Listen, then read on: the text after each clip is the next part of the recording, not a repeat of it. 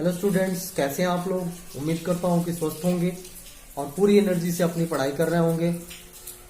आइए क्लास में, जैसा कि आप जानते हैं कि न्यूमेरिकल की सीरीज चल रही है, चैप्टर 2 का अतिरिक्त अभ्यास किया जा रहा है। अतिरिक्त अभ्यास आप लोगों को बताया जा रहा है। इसके पहले वाले वीडियो में 2.14 तक बताया गया था। आज के वीडियो में 2.15 क्वेश्चन हम लोग सॉल्व करेंगे। हमने जो है पहले से लिख रखा है, सॉल्व कर रखा है ताकि कम टाइम में हो सके। आइए देखते हैं क्या है। आंतरिक त्रिज्या R1 तथा बाह्य त्रिज्या R2 वाले एक गोलीय चालक स्रोत, जिसको कोश नाम दिया गया है, पर Q आवेश है। यानी कि एक जो है गोलीय कोश है, गोलीय चालक है जो खोखला है। ठीक है, तो उसकी दो त्रिज्याएं होंगी, एक आंतरिक त्रिज्या होगी और एक बाह्य त्रिज्या होगी। जैसे मान लीजिए कि आपने आप बॉल ले लीजिए, गेंद। तो गेंद जब लेंगे तो गेंद मोटा होता है, तो एक आंतरिक त्रिज्या उसकी होती है और एक बाहर तक नापेंगे तो बाह्य त्रिज्या होगी। ठीक है, तो वो R1 व R2 दिया हुआ है। ठीक है, अब कह रहा है आपसे क्वेश्चन पूछा जा रहा है कि खोल के केंद्र पर एक आवेश क्यों रखा जाता है। तो देखिए, यही आपका जो हमने फिगर बना रखा है, ये आपका जो है गोलीय खोल या गोलीय चालक आप कह सकते हैं, जो क्या है मतलब खोखला है, तो इस तरह का बना है। तो देख लीजिए, ये केंद्र से ये आंतरिक त्रिज्या क्या है, R1 है, और ये केंद्र से बाह्य त्रिज्या क्या है, R2 है। ठीक है, अब जो है कह रहा है कि इसके केंद्र पर, पहला क्वेश्चन आपसे पूछा जा रहा है कि इसके केंद्र पर अगर Q आवेश रख दिया जाए। देखिए, Q आवेश रखा हुआ है, केंद्र पर रखा जाता है, तो खोल के भीतर और बाहरी पृष्ठों पर आवेश घनत्व तो बता दीजिए क्या होगा। तो पूछा जा रहा है आपसे कि खोल के भीतरी पृष्ठ पर और बाहरी पृष्ठ पर आवेश घनत्व कितना होगा। ठीक है, दूसरा क्वेश्चन आपसे पूछा जा रहा है कि क्या किसी कोटर जो आवेश विहीन है, भाई कोटर के अंदर कोटर आवेश विहीन होता है, ये कोटर के अंदर का एरिया में विद्युत क्षेत्र शून्य होता है, चाहे खोल गोलीय हो न होकर किसी भी अनियमित आकार का हो। पूछा जा रहा है कि अगर मान लीजिए कोई कोटर है जो जिसके अंदर विद्युत क्षेत्र शून्य है, तो वो चाहे वो किसी भी आकार का क्यों ना हो, उसके अंदर जो है विद्युत क्षेत्र शून्य ही होता है। ये आपसे पूछा जा रहा है, स्पष्ट करना है। तो आइए जो है ये इसका क्वेश्चन पहले आंसर देते हैं। ठीक है, जो है खोखले चालक को जो दिया गया आवेश है, चालक के बाहरी पृष्ठ पर समान रूप से क्या होता है, फैल जाता है। इसके पहले आपको बता दिया गया है। ठीक है, कि किसी भी चालक को आप अगर आवेशित करते हैं, वो खोखला अगर आवेशित चालक है, तो आप जो है उस पर कहीं भी आवेश रखेंगे, उसके अंदर भी अगर आवेश रख देंगे तो बाहरी पृष्ठ पर क्या हो जाएगा, फैल जाएगा समान रूप से। ठीक है, ये बात आप दिमाग में बैठाए रहेंगे हमेशा के लिए। ठीक है, और चालक के अंदर तब विद्युत क्षेत्र क्या हो जाता है, शून्य हो जाता है। गोलीय खोल के बाहरी पृष्ठ पर क्या होता है, आवेश फैल जाता है, तो अंदर क्या होता है, विद्युत क्षेत्र शून्य रहता है। ठीक है, अब चूंकि खोखले गोले को कितना आवेश दिया जाता है, कैपिटल Q आवेश है। इसके बाहरी पृष्ठ पर कितना आवेश है, कैपिटल Q आवेश है पहले से। ठीक है, प्रश्नानुसार ये कहा जा रहा है कि इसके केंद्र पर Q आवेश रख दिया गया। ठीक है, तो जब रखा गया तो होता क्या है, ये जरा समझिए कि इसके बाहरी पृष्ठ पर तो प्लस Q आवेश था पहले से, इसके केंद्र पर कितना आवेश रख दिया जाए, Q आवेश रख दिया गया। तो इस Q आवेश के कारण, इस Q आवेश से होगा क्या, प्रेरण के कारण जो है इसके अंदर वाले पृष्ठ पर माइनस Q आवेश और इसके बाहर वाले पृष्ठ पर प्लस Q आवेश क्या हो जाएगा, प्रेरित हो जाएगा। ठीक है, यानी कि अंदर वाला जो लेयर है, ठीक है, कल्पना करिएगा दिमाग में कि उसके अंदर वाले पृष्ठ पर माइनस आवेश और उसके जस्ट बाहर वाले पृष्ठ पर क्या होगा, प्लस Q आवेश उत्पन्न होगा प्रेरण के कारण। अब होगा क्या, आप जैसा कि जानते हैं कि ये प्लस Q आवेश जो है इस अंदर वाले पृष्ठ पर तो है, लेकिन ये क्या होगा, ये बाहर वाले पृष्ठ पर चला जाएगा। ठीक है, ऑटोमेटिक चला जाएगा, क्योंकि ये क्या है, गोलीय चालक है। ठीक है, चालक है और चालक के बाहर पृष्ठ पर जो धनावेश क्या हो जाता है, वितरित हो जाता है, समान रूप से फैल जाता है। तो अब जो है यहां से होगा क्या, ये लिखा गया है कि जिसमें R1 त्रिज्या के गोले के आंतरिक पृष्ठ पर, देखिए R1 त्रिज्या के गोले के आंतरिक पृष्ठ पर, अंदर वाले पृष्ठ पर माइनस Q आवेश तथा बाह्य वाले पृष्ठ पर, यानी कि इस बाह्य वाले पृष्ठ पर, इसके बाहर बाह्य वाले पृष्ठ पर जो है प्लस Q आवेश क्या हो जाता है, प्रेरित हो जाता है। ठीक है, और यह प्लस Q आवेश कहां चला जाता है, R2 त्रिज्या के गोले के बाह्य पृष्ठ पर क्या हो जाता है, फैल जाता है, चला जाता है। ठीक है, तो अब जरा देखिए कि ये पहले से Q आवेश तो था बाह्य पृष्ठ पर और प्लस Q आवेश और आ गया, तो टोटल आवेश कितना हो गया इस बाह्य पृष्ठ पर, तो कैपिटल Q प्लस क्या हो गया, स्मॉल q।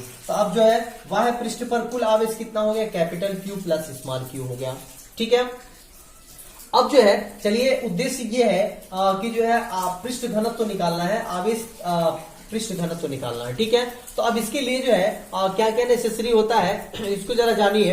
आवेश घनत्व तो निकालने के लिए जो फार्मूला होता है उस फार्मूले को अगर हम लोग लिखें तो वो होता है sigma is equal to epsilon naught into E होता है। अब आप कहें कि ये फार्मूला कहां से आया, तो याद करिएगा या पीछे वीडियो में जाके देखिएगा कि ये जो है फार्मूला लिखवाया गया था कि E is equal to sigma upon epsilon naught होता है। ठीक है, तो यहां से क्रॉस मल्टीप्लाई करेंगे तो सिग्मा इज इक्वल टू हो जाएगा एप्सिलॉन नॉट इंटू ई, और यही आपको क्या करना है, फाइंड आउट करना है। तो अब जो है आवेश घनत्व तो निकालने के लिए आपको क्या चाहिए भाई, जो है वैद्युत क्षेत्र चाहिए, ई का मान चाहिए। ठीक है, और ई का मान कहाँ चाहिए, आंतरिक पृष्ठ पर चाहिए और बाह्य पृष्ठ पर चाहिए। ठीक है, तो चलिए वही निकालने की कोशिश करते हैं। तो अब इसके लिए क्या जरूरत होती है, किस चीज की जरूरत होती है, तो इसके लिए जो है क्षेत्रफल की जरूरत होती है। ठीक है, तो अब आइए जो है देखते हैं कि मान लेते हैं कि आंतरिक और बाह्य पृष्ठ पर खोखले गोले के आंतरिक पृष्ठ का क्षेत्रफल जो है A1 है और बाह्य पृष्ठ का क्षेत्रफल क्या है, A2 है। ठीक है, अब जो है अगर ये गोलीय कोश है यानी कि जो है गोला है, तो गोले का क्षेत्रफल क्या होता है, 4 पाई आर स्क्वायर होता है, यानी कि त्रिज्या का वर्ग होता है। तो अंदर वाले गोले का अगर क्षेत्रफल हम लोग लिखे A1 इज इक्वल टू तो 4 पाई R1 का स्क्वायर लिखेंगे, और बाहर वाले गोले का जो है त्रिज्या कितनी है, R2 है, तो इसका क्षेत्रफल लिखेंगे तो 4 पाई R2 का स्क्वायर होगा। ठीक है, अब देखिए जो है ये अब कहेंगे कि माइनस क्यू तथा Q प्लस, अब इसमें जो टोटल यहाँ पर अगर बाह्य पृष्ठ पर आप देखें तो टोटल आवेश कितना हो गया, Q प्लस स्मॉल q हो गया। ठीक है, तो Q प्लस स्मॉल q के कारण वैद्युत क्षेत्र मान लेते हैं भाई, माइनस Q के कारण भी आंतरिक पृष्ठ पर वैद्युत क्षेत्र होगा और बाह्य पृष्ठ पर भी इस Q प्लस Q के कारण क्या होगा, वैद्युत क्षेत्र होगा। तो इसके कारण मान लेते हैं कि वैद्युत क्षेत्र क्या हो गया, E2, और इसके कारण जो वैद्युत क्षेत्र है वो क्या है, E1 है। ठीक है, अब उसके बाद से आप फार्मूला लिखते हैं भाई, E1 का मान तब कितना होगा, तो E1 का मान, E का मान जानते हैं आप वैद्युत क्षेत्र का फार्मूला, तो 1/4 pi epsilon not Q upon R square होता है। तो यहाँ पर R की जगह पे क्या लिखेंगे, R1 लिखेंगे, R1 का स्क्वायर लिखेंगे, और आवेश तो वही है आपका स्मॉल q। E2 के लिए क्या लिखेंगे भाई, तो E2 के लिए भी फार्मूला तो सेम होगा 1/4 पाई एप्सिलॉन नॉट। ठीक है, Q अपान R का स्क्वायर। ठीक है, लेकिन यहाँ पर Q की जगह पे Q प्लस स्मॉल q होगा, capital Q plus small q होगा, क्योंकि बाह्य पृष्ठ पर जो है आवेश कितना है, capital Q plus small q है टोटल, अपान त्रिज्या कितनी है, R2, तो R2 का क्या हो जाएगा, होल स्क्वायर। ठीक है, अब देखिए आपने E1 व E2 तो निकाल दिया, अब जो है बिल्कुल आराम से आप निकाल सकते हैं यहाँ से किसका मान, तो यहां से आंतरिक व बाह्य पृष्ठों के आवेश घनत्व तो मान लेते हैं कि सिग्मा 1 और सिग्मा 2 है। तो जो है आंतरिक पृष्ठ पर जो आवेश घनत्व होगा सिग्मा 1 इज इक्वल टू, इस फार्मूले के हिसाब से लिखेंगे एप्सिलॉन नॉट E1। ठीक है, E1 का मान यहां से आप रख दीजिए लाके। ठीक है, तो ये आपका निकल के आ जाता है, पूरा टोटल कैलकुलेट करेंगे तो sigma epsilon naught into epsilon not से एप्सिलॉन नॉट कट जाएगा, तो क्या बचेगा 1/4 पाई, देख लीजिए 1/4 पाई है वो Q अपान R1 का स्क्वायर। इसी प्रकार जो है सिग्मा 2, अगर बाह्य पृष्ठ पर आप पृष्ठ घनत्व निकालना चाहते हैं तो सिग्मा इंटू E2 होगा, sorry epsilon naught into E2 होगा, एप्सिलॉन नॉट से एप्सिलॉन नॉट कट जाएगा और Q plus capital Q plus small q अपान R2 का स्क्वायर। तो ये टोटल अगर कैलकुलेट करते हैं तो आता है 1/4 पाई और capital Q plus small q अपान R2 का स्क्वायर। ठीक है, तो इस तरह से ये आपके क्वेश्चन का आंसर हुआ। ठीक है, यहाँ पर जो है ये सिर्फ ये जो है क्षेत्रफल लिखा गया है, ठीक है ना, कि जो है गोलीय कोश का क्षेत्रफल बाह्य और आंतरिक क्या होगा। ठीक है, अब यहां से अब जो है इसका जो बी क्वेश्चन आपसे पूछा जा रहा है, क्या किसी कोटर जो आवेश विहीन है में विद्युत क्षेत्र शून्य होता है, चाहे खोल गोलीय न होकर किसी भी अनियमित आकार का हो, तो बिल्कुल ऐसा होता है। ठीक है, हाँ, अगर किसी भी अनियमित आकार का गोलीय खोल हो तो उसमें जो कोटर बनेगा उस कोटर का विद्युत क्षेत्र क्या होगा, शून्य होगा। अब ऐसा क्यों होगा, तो किसी भी यादृच्छिक आकार का अगर आप कोटर लेते हैं तो इसके लिए ये पर्याप्त नहीं है कि उसके लिए जो है E बराबर हमेशा जो है शून्य की उपस्थिति दिखाई जाए। हमेशा जो है शून्य की उपस्थिति यानी ई बराबर 0 हमेशा दिखेगा नहीं। हो सकता है कि उसके अंदर जितना ऋण आवेश हो उतना धन आवेश हो, तो भी तो न्यूट्रल पोजीशन में होगा। तो जब उस समय न्यूट्रल पोजीशन में होगा तो भी ई बराबर 0 होगा, ठीक है, यानी कि वैद्युत क्षेत्र शून्य होगा, ठीक है। तो अब इस तरह से जो है हम कह सकते हैं कि आवेश जो है चालक के बाह्य पृष्ठ पर ही हमेशा रहता है। ये पहले से भी आप जानते हैं, ये प्रूव्ड है, ठीक है। तो परिणाम स्वरूप हम कह सकते हैं कि कोटर के अंदर वाले हिस्से में जो है हमेशा वैद्युत क्षेत्र क्या होगा, शून्य होगा, चाहे उस चालक का आकार कैसा हो, कोटर के अंदर हमेशा वैद्युत क्षेत्र क्या होता है, शून्य ही रहता है।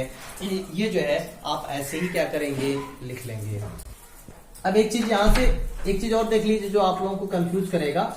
ये जो हमने A1 यानी कि क्षेत्रफल निकाला है, इससे भी आप E की वैल्यू लिख सकते हैं। आप जानते हैं कि E बराबर होता है Q upon epsilon not A, ठीक है। तो यहां अगर पहले के लिए लिखेंगे तो A1 लिखेंगे, ठीक है, और पहले के लिए लिखेंगे तो E1 लिखेंगे, यानी आंतरिक पृष्ठ के लिए लिखेंगे तो अब यहां से भी आप लिख सकते हैं E1 बराबर, आप देख लीजिए Q अपान एप्सिलॉन नॉट, और A1 का मान कितना है, 4 पाई R1 का स्क्वायर, ठीक है। तो अब देख लीजिए इसमें और इसमें कोई फर्क नहीं है। आप यहां से 1/4 पाई को पहले लिख लीजिए तो 1/4 पाई एप्सिलॉन नॉट और Q अपान R1 का स्क्वायर, तो सेम है। ऐसे ही इसके लिए भी ये लिख सकते हैं, ठीक है। तो आप जैसे समझे वैसे जो भी फार्मूला आपको याद हो उस समय वो फार्मूला आप यूज करके लिखेंगे, रिजल्ट आपका सेम आएगा, एक ही होगा। अब आइए नेक्स्ट क्वेश्चन देखते हैं। 2.16 कह रहा है कि इसमें दो क्वेश्चन आपसे पूछे जा रहे हैं ए बी। ए में पूछा जा रहा है दर्शाइए कि आवेशित पृष्ठ के एक पार्श्व से दूसरे पार्श्व पर स्थिर वैद्युत क्षेत्र के अभिलंब घटक के असांतत्य होता है। कुल मिला के इस क्वेश्चन को समझना पड़ेगा आप लोगों को, समझिएगा ध्यान से। आप लोगों को कुल मिला के ये आपको प्रूफ करना है। E2 minus E1 unit vector n is equal to sigma upon epsilon naught, ठीक है। ये जो है आपको प्रूफ करना है, ठीक है। और एक बिंदु पर यानी कि जो ये यूनिट वेक्टर n है वो दिशा को दिखा रहा है, ठीक है। और क्या है, पृष्ठ के अभिलंबवत है। ये क्या है, पृष्ठ के अभिलंबवत है, ठीक है।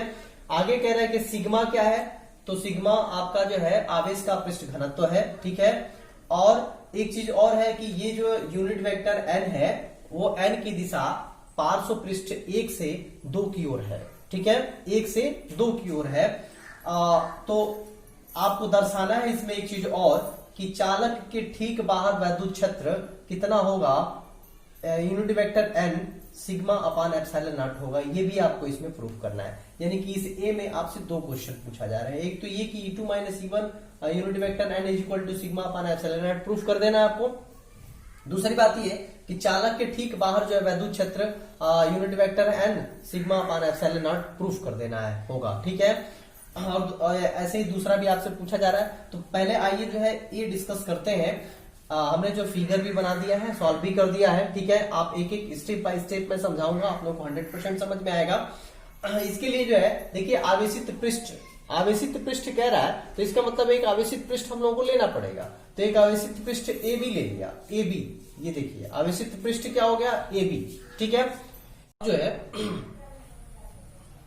अब यही चीज मान लेंगे कि यहां पे ए बी एक आवेशित पृष्ठ है जिसके दो सिरे हैं, ठीक है, और इसके ठीक लंबवत। अब देखिए पृष्ठ ऐसे है और इसके ठीक लंबवत ऐसे आप क्या मानेंगे, गॉसियन बेलन की कल्पना करेंगे, ठीक है। ये पहले वीडियो में बताया जा चुका है। ये गॉसियन बेलन की कल्पना करेंगे जिसमें आधा गॉसियन बेलन जो है इस चालक के अंदर होगा और आधा क्या होगा, बाहर होगा, ठीक है। गॉसियन बेलन का जो पृष्ठ है, पृष्ठीय क्षेत्रफल है वो क्या है, डेल्टा यस है। तो यहां भी डेल्टा यस होगा। और देखिए ये जो है ये आवेशित पृष्ठ है, आवेशित पृष्ठ पर भी क्या होगा, गॉसियन बेलन का पृष्ठ होगा, ये भी कितना होगा, डेल्टा यस ही होगा। और इसके अंदर वाले जो पृष्ठ होगा, क्रॉस सेक्शन जिसको बोल रहे हैं, वो भी क्या होगा, डेल्टा यस होगा। यानी कि हर जगह इस बेलन का जो क्षेत्रफल होगा, पृष्ठीय क्षेत्रफल हो क्या होगा, डेल्टा यस ही होगा, बराबर होगा। ठीक है। अब आइए यहाँ पर जो है ये कितने सिरे बन रहे हैं भाई, तो एक सिरा ये बन रहा है और एक सिरा ये बन रहा है, यानी कि एक सिरा इस चालक के आवेशित पृष्ठ के अंदर और एक सिरा बाहर बन रहा है, ठीक है। अब उसके बाद से जो है इसमें 3 सेक्शंस हैं जिसको हमने जो है फर्स्ट, सेकंड और थर्ड से डिनोट किया है। एक सेक्शन आपका ये है जो चालक के यानी कि आवेशित पृष्ठ के ठीक सटे है, तो इसको फर्स्ट हमने कहा, और इसको जो है ये लास्ट वाले को हमने सेकंड और बाहर वाले को हमने थर्ड कहा, ठीक है। 3 सेक्शन हुए, इसमें 3 सेक्शन हमने ले रखा है। अब यहां पर जो है अगर वैद्युत क्षेत्र देखा जाए तो यहां पर वैद्युत क्षेत्र हमने ई लिया है, ई मान लेते हैं, ठीक है।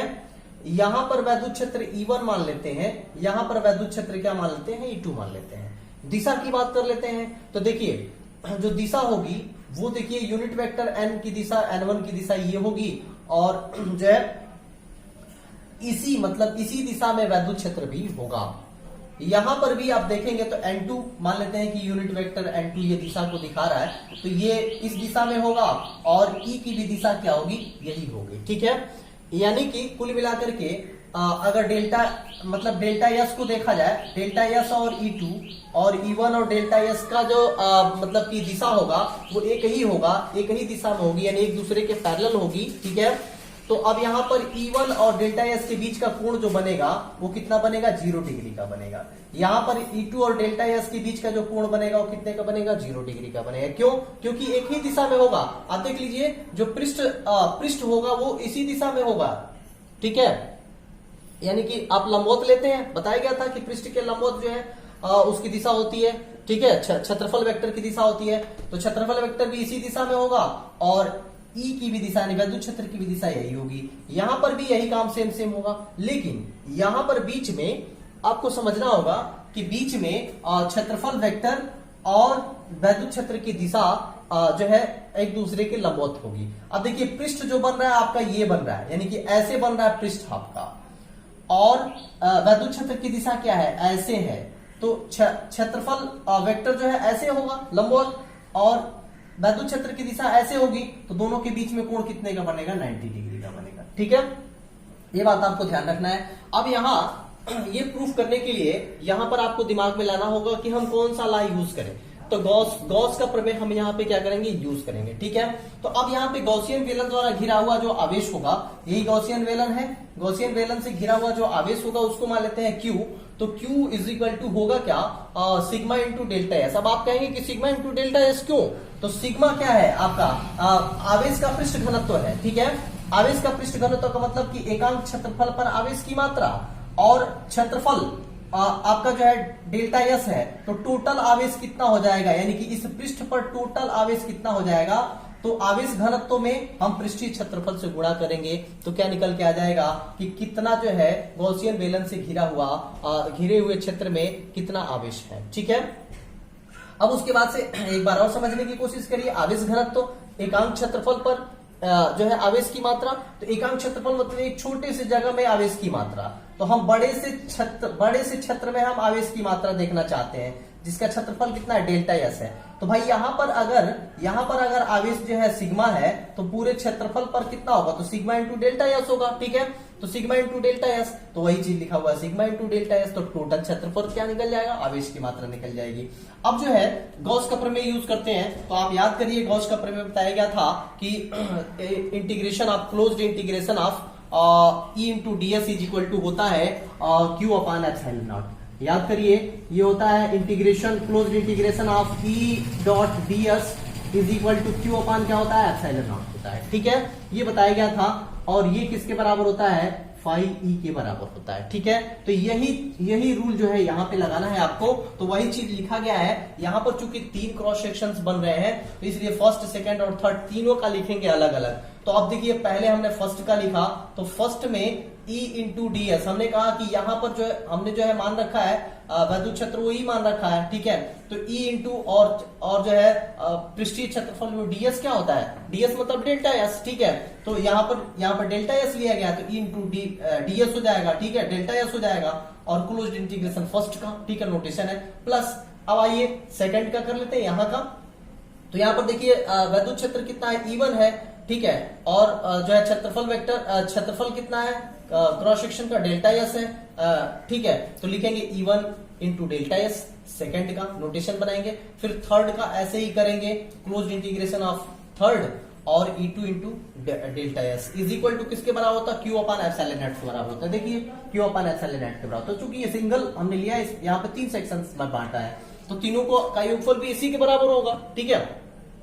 अब उसके बाद चलिए इसको सॉल्व करते हैं। तो इसको कैसे आप सॉल्व करते हैं, इसको सॉल्व किया गया था, ये लिखा गया था E dot ds cos theta, ठीक है, is equal to Q upon epsilon naught. अरे भाई इसका मैग्नीट्यूड लिखा गया था ना E ds cos थीटा, तो यहां पर भी यही चीज लिखेंगे, इसका भी E ds cos थीटा। तो cos थीटा, थीटा यहाँ पे अभी हमने कहा कितना होगा, बीच में 90 डिग्री का होगा, क्योंकि पृष्ठ ऐसे है और जो है वैद्युत क्षेत्र की दिशा ऐसे है, तो दोनों के बीच में 90 डिग्री का एंगल बनेगा। तो cos 90 लिख देंगे, प्लस इसका मैग्नीट्यूड अगर आप लिखेंगे तो E1 और डॉट ds और cos थीटा, तो थीटा के जगह पे यहाँ पे क्या होगा, 0। अब देख लीजिए यहाँ पे 0 और यहाँ पे भी क्या बनेगा, 0, E और ds के बीच में, तो यहाँ पे cos 0 और प्लस इसके लिए भी सेम ऐसे ही लिख दिया cos 0 इज इक्वल टू, अब यहाँ कहेंगे कि ये कहां से आ गया, तो Q की वैल्यू यहां से रख दी गई है, देख लीजिए आप, Q की वैल्यू यहां से रख दी गई है, Q, तो Q की जगह पे सिग्मा इंटू डेल्टा एस, तो सिग्मा इंटू डेल्टा एस अपान एप्सिलॉन नॉट, ठीक है। अब उसके बाद से सॉल्व करते जाइए, तो cos 90 की वैल्यू क्या होती है, ट्रिग्नोमेट्रिकल टेबल से 0 होती है, तो टोटल वैल्यू इसकी क्या हो गई, इसकी टोटल वैल्यू हो गई आपकी 0, ठीक है। अब बचा ये दोनों, तो E1 cos डेल्टा एस और cos 0 की वैल्यू कितनी होती है, 1 होती है। तो अब यहां पर क्या होगा, 1, तो 1 से मल्टीप्लाई करेंगे तो इतना ही होगा, और इसके साथ यूनिट वेक्टर N1 लगाएंगे, क्योंकि यहाँ पे दिशा की बात हो रही है, एक पर्टिकुलर दिशा की बात हो रही है, और प्लस E2 और डेल्टा एस और cos 0 भी 1 होगा, और यहाँ पर E2 का जो डायरेक्शन है वो N2 है, तो यानी कि इसके साथ डायरेक्शन को साइन डायरेक्शन लगाएंगे, यानी कि N2 यूनिट वेक्टर लगाएंगे, ठीक है, इज इक्वल टू सेम ऐसे ही लिख दिया।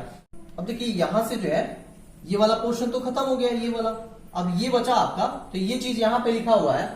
अब यहां से डेल्टा एस जो है कॉमन ले लीजिए इसमें से, तो डेल्टा एस से डेल्टा एस दोनों तरफ से क्या हो जाएगा, खत्म हो जाएगा, तो बचेगा E1 और N unit vector N1 plus E2 unit vector N2 is equal to sigma upon epsilon naught बचेगा, ठीक है।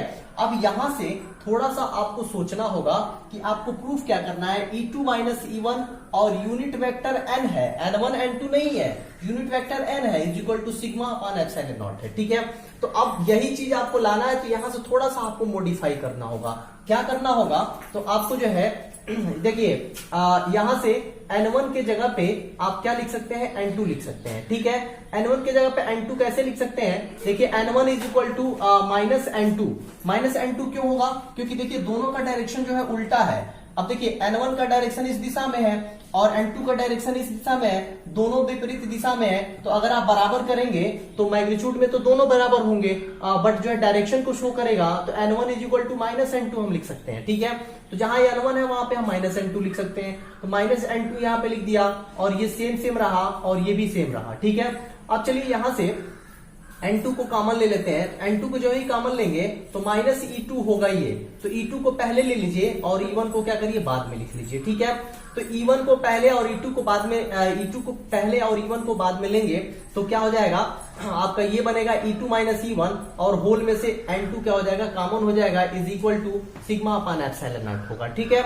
अब देखिए N2 को यहां से हटाइए और N2 की जगह पे क्या आना चाहिए, N आना चाहिए, क्योंकि E2 माइनस E1 तो मिल गया, E2 माइनस E1 मिल गया, N आना चाहिए, तो N2 की जगह पे हम N लिख सकते हैं, कैसे, N2 is equal to N unit vector N, कैसे, तो देख लीजिए N का डायरेक्शन भी ऐसे ही है और N2 का भी डायरेक्शन इसी दिशा में, दोनों एक ही दिशा में है और दोनों मैग्नीट्यूड में क्या होंगे, बराबर होंगे, तो N2 की जगह पे हम क्या लिख सकते हैं, N लिख सकते हैं। N2 को हटा करके क्या लिख दीजिए, इसकी जगह पे N लिख दीजिए, तो E2 माइनस E1 और unit vector N is equal to sigma upon epsilon naught आ जाता है, और यही आपको क्या करना था, प्रूफ करना था। तो पहले क्वेश्चन का आंसर तो आपने दे दिया, ठीक है। अब चलिए इसके आगे पूछ रहा है कि जो है दर्शाइए कि चालक के ठीक बाहर वैद्युत क्षेत्र unit vector N sigma upon epsilon naught होता है, ठीक है। तो अब आइए इसको प्रूफ करते हैं। तो अब इसके लिए आपको सोचना होगा कि भाई ये जो है चालक के बाहर का मतलब ये तो आपका चालक हुआ इसके बाहर, यानी कि यहां कहीं पर, ठीक है। आप जो है यानी कि E2 का मान आप निकालिए, और E2 का मान आपको कितना निकालना होगा, यानी इसका कुल मिला के कहने का मतलब ये है कि E2 का मान आप unit vector n sigma upon epsilon naught ला दीजिए, ठीक है, किसी तरह से। तो ये यही बाहर पोर्शन बन भी रहा है। तो अब इसके लिए क्या करेंगे कि आप जानते हैं कि E1 कहां है, चालक के अंदर है। तो जब E1 चालक के अंदर है तो इसके अंदर वैद्युत क्षेत्र क्या होगा, शून्य होगा। तो E1 का मान क्या होगा, शून्य, ठीक है। तो अब इसी समीकरण में, ये समीकरण 1 इसको मान लीजिए, तो इसी समीकरण में E1 के जगह पे शून्य रख दीजिए, तो E2 माइनस 0 और unit vector n is equal to sigma upon epsilon naught होगा। बिल्कुल आसान है, ठीक है। तो अब यहां से ये तो खत्म हो गया, तो अब होगा क्या, E2 और unit vector n is equal to sigma upon epsilon naught होगा, ठीक है।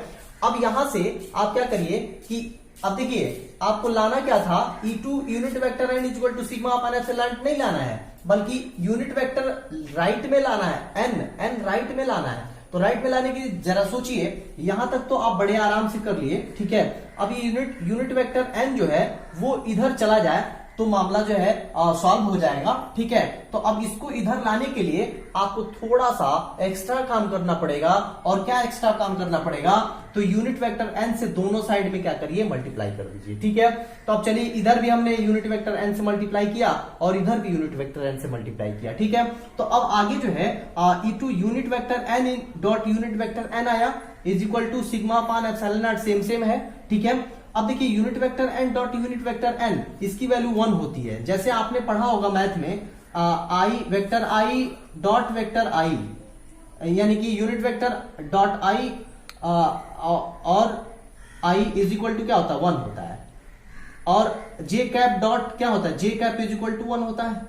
के कैप डॉट के कैप इज इक्वल टू क्या होता है, 1 होता है, ठीक है। तो यही रूल यहां पे भी अप्लाई होगा, क्योंकि ये भी यूनिट वेक्टर है और ये भी क्या है, यूनिट वेक्टर है। तो इसकी वैल्यू कितनी हो जाएगी, 1 हो जाएगी, यहाँ पे हमने लिख रखा है। और ये इधर सेम आप लिख देंगे। तो यहाँ पर E2 इंटू 1 का मतलब E2 और ये sigma upon epsilon naught unit vector n, यही आपको क्या करना था, प्रूफ भी करना था। आप देख लीजिए, ठीक है। यानी कि unit vector n sigma upon epsilon naught, unit vector n sigma upon epsilon naught आ गया। तो अब लिखेंगे अतः चालक के ठीक बाहर वैद्युत क्षेत्र E2 बराबर sigma upon epsilon naught unit vector n, यही आपको क्या करना था, प्रूफ करना था। अब इसका बी देख लेते हैं। दर्शाइए कि आवेशित पृष्ठ के एक पार्श्व से दूसरे पार्श्व पर स्थिर वैद्युत क्षेत्र का स्पर्श रेखा घटक संतत होता है।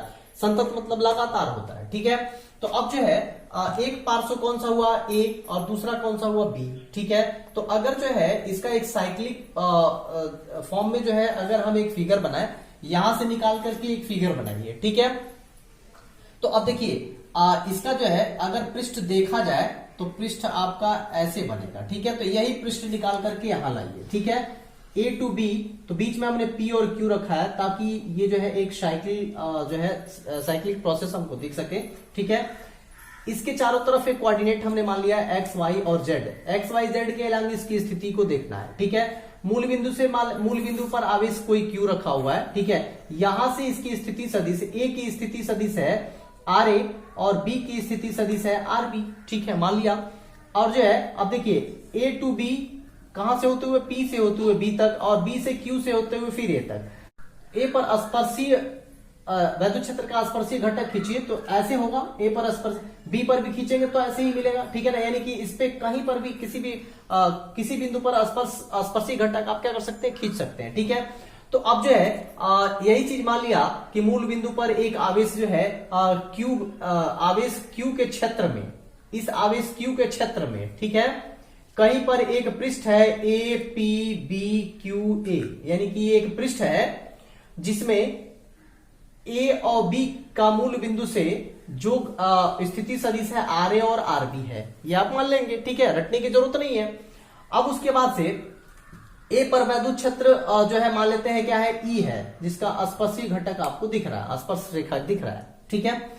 अब जो है अब यहां पर अब अगर आप देखेंगे तो E, अब देखिए स्पर्श रेखा यानी कि जब घटक में हम वियोजित करते हैं वेक्टर्स को, जैसे मान लीजिए कि ये वेक्टर्स है तो एक घटक इधर होगा, एक घटक इधर होगा, यानी कि एक क्षैतिज घटक होता है, एक ऊर्ध्वाधर घटक होता है। तो क्षैतिज घटक जो होगा इसका स्पर्शीय घटक कहलाएगा और वो होगा कितना, E cos थीटा। आप जानते हैं यहां से E cos थीटा होता है, एक होता है E sin थीटा।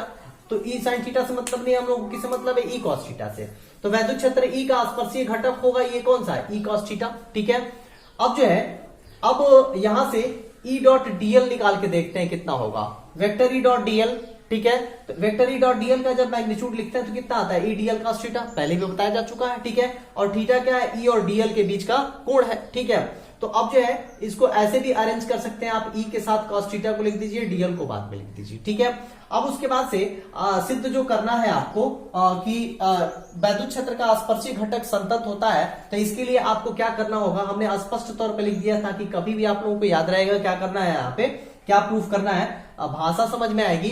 तो स्पर्श रेखीय घटक जो है वैद्युत क्षेत्र का संतत होता है, इसके लिए आपको एक चीज प्रूफ करना होगा, क्या करना होगा कि closed integration of A P B Q E dot DL का मान क्या होना चाहिए, शून्य होना चाहिए, तभी स्पर्श रेखीय घटक क्या होगा, संतत होगा, ठीक है। तो अब चलिए इसकी वैल्यू, अब आपको टारगेट मिल गया, अब आपको समझ में आ गया कि हमको क्या करना है कि स्पर्श रेखीय घटक संतत होगा, सिद्ध हो जाएगा। तो आपको closed integration of A P B Q E dot DL का मान क्या कर देना, 0 ला देना है, ठीक है। तो चलिए अब शुरू करते हैं इसकी वैल्यू निकालना, ठीक है। अब जो है यहां से ए टू बी अगर हम देखें, ए टू बी इधर से आइए, ए टू बी, तो ए टू बी जब आएंगे तो ये लिमिट लगाएंगे यहाँ पे, lower limit upper limit, A to B और ई डॉट डीएल, तो कितना होगा 1/4πε और ब्रैकेट ऑफ 1/r - 1/r होगा, क्योंकि इसकी स्थिति सदिश दिया हुआ है और जिसकी स्थिति सदिश दिया रहता है तो ये फॉर्मूला लगता है, ठीक है, इसके पहले बताया जा चुका है। अब उसके बाद से यहां से अब B2A जाएंगे आप, देखिए B2A, तो B2A में क्या होगा, B2A ई डॉट डीएल, तो बस वही 1/4πε और वेक्टर ये यहां से, अब देखिए B2A है तो B वाला पहले लेंगे तो RB 1/RB - 1/RA, ठीक है। यहां पर A पहले लिया गया है, B बाद में लिया गया है, यहां पर यानी कि लोअर लिमिट पहले लेंगे और अपर लिमिट बाद में लेंगे, ये कॉन्सेप्ट है इसका, ठीक है। अब यहां से अब देखिए आप ए टू बी और बी टू ए, ठीक है, वैल्यू तो आ गई। अब जो है एक साइक्लिक प्रोसेस में जरा देखिए, A P B Q A पूरा अगर लेंगे तो integration of E dot DL A P B Q में इन दोनों को क्या कर देंगे, ऐड कर देंगे, क्योंकि आप चल रहे हैं ए से बी और फिर बी से ए आ रहे हैं, तो दोनों को क्या कर देंगे, ऐड कर देंगे, तो एक पूरा साइक्लिक प्रोसेस में हो गया। तो अब यहां पर जो है ये दोनों आपस में क्या हो जाएंगे, जुड़ जाएंगे, तो यही चीज लिखा गया है, ये दोनों आपस में जोड़ दिया गया है और इसकी वैल्यू लिख दी गई है, देखिए 1/4πε 1/RA - 1/RB, ये वाली वैल्यू रखी गई है, ठीक है। और इसकी वैल्यू यहां से रखी गई है, ये वाली 1/4πε 1/RB - 1/RA। अब यहां से क्या कॉमन है, 1/4πε कॉमन है दोनों में से, तो कॉमन ले लीजिए और बचा ब्रैकेट में क्या 1/RA - 1/RB और प्लस 1/RB और माइनस 1/RA बचा। अब देखिए 1/RA से 1/RA कट गया, क्योंकि ये प्लस के साथ है, माइनस के साथ है, 1/RB ये माइनस के साथ है, 1/RB ये प्लस के साथ है, तो ये भी कट गया। तो टोटल वैल्यू जो आई है ब्रैकेट वाला वो 0 आया। अब 0 जब टोटल आ गया तो इसमें जब मल्टीप्लाई करेंगे तो टोटल वैल्यू क्या हो जाएगी, 0। इसका मतलब कि closed integration of A P B Q E dot DL की वैल्यू कितनी आ गई, 0। और यही आपको क्या करना था, प्रूफ करना था। क्या प्रूफ करने के लिए कि वैद्युत क्षेत्र का स्पर्शीय घटक क्या होता है, संतत होता है। ये चीज आपको प्रूफ करने के लिए इसकी वैल्यू कितनी लानी थी, 0 लानी थी, जो यहाँ आ चुका है, ठीक है। तो मुझे उम्मीद है कि पूरा वीडियो 100% समझ में आया होगा।